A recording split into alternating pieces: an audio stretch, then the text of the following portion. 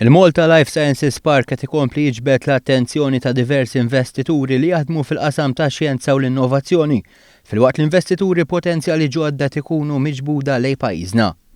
Tant li proġetti ġodda fil-Life Sciences Park mistennija joħolqu impjiegi għal madwar 400 persuna fix-xhur li ġejjin, ben jikkonfermah il-Ministru għall-Ekonomija Chris Cardona waqt żjara li għamel fil-Park ta' San Juan. Jakkumpanjaw il-Ministru kien hemm delegazzjoni Ċiniża mmexxija mill-Viċi Ministru għall-Kummerċ Gajon li żaru l-Malta Industrial Parks biex jaraw il-laboratorju u l-faċilitajiet.